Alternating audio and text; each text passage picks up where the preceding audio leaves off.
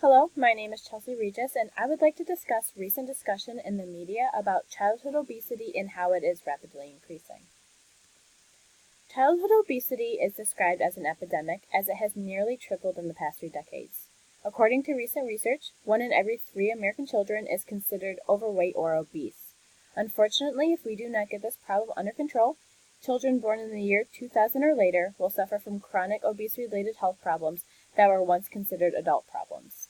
As you can see from the chart on the left-hand side, the prevalence of obesity is greatly increasing. The obesity rate of children between the ages of 2 and 19 is 18.5%. In order to fully understand this epidemic, we must be familiar with obesity and how it is calculated.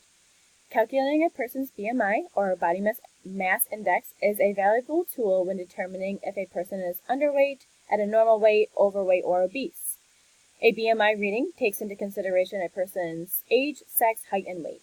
This can be easily calculated by Googling children BMI calculator. To determine if a child is underweight, healthy, overweight, or obese, they are placed in a percentile range based on the given data. As you can see from the chart below, less than the 5th percentile is considered underweight, between the 5th and the 85th percentile is normal, weight between the 85th and the 95th percentile is overweight, and anything equal to or greater than the 95th percentile is considered obese. A few health problems with childhood obesity are heart disease, type 2 diabetes, sleep apnea, high blood pressure, high cholesterol, and social discrimination. According to recent research, 60% of overweight children are suffering from 1 cardiovascular disease, and 25% of children overweight are suffering from 2 or more cardiovascular disease risk factors. Self-esteem of obese children can also be affected. Unfortunately, overweight children are more targeted early by bullies and social discrimination. The physiological stress and emotional toll of bullying can hurt a child's academic career, their social function, and make them feel isolated and vulnerable. 3 factors that need to be regulated in order to monitor and decrease childhood obesity are 1. How are parents playing a role in unhealthy eating habits? 2. What are the schools feeding children during the school hours? And 3. How much physical activity are children engaging in?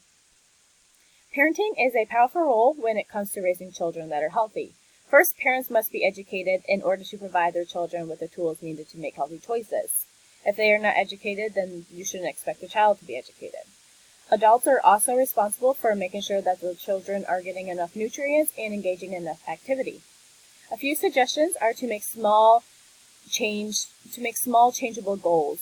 Dramatic changes can cause the body to relapse and make the body crave more sugar and unhealthier foods. 5 areas that could be changed are adding more fruits and veggies, limiting sugar and fats, eating a healthy snack, and controlling portion control.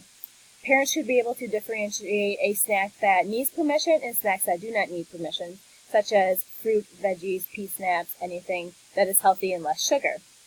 It is also important to set a regular schedule to help the child learn structure of their eating habits. If they are used to eating late at night, then that's a habit that they're going to keep throughout the rest of their life. Half of the meals children are consuming are at school. For most children, unfortunately, their only meal are the ones that they are provided during the school hours. This is why it is extremely important that schools need to be serving enough healthy nutritional meals throughout the day.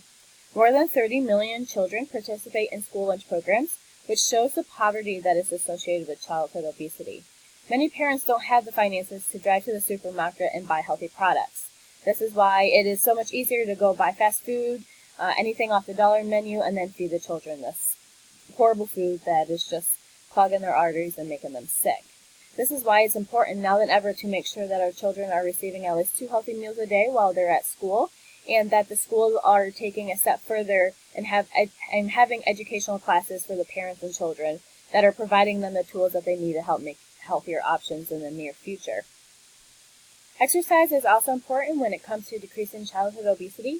According to research, children should be engaging in exercise for 60 minutes a day. Physical activity helps control weight, build muscle, reduce fat, and it also helps build bones and joint development in children. Parents must limit technology as well because this is a large factor to obesity. You do not have to be an expert on nutrition and childhood obesity to understand just how dangerous it is for a future generation. We must get involved in programs such as Let's Move in order to provide our nation with a healthy future generation. Let's Move is a program that was developed by the First Lady Michelle Obama in 2010. This program was launched to help solve the childhood obesity problem in the United States. The goal is to provide parents, schools, and communities with the education to help children grow up in a healthy lifestyle and just aid them in the tools to make them successful through life.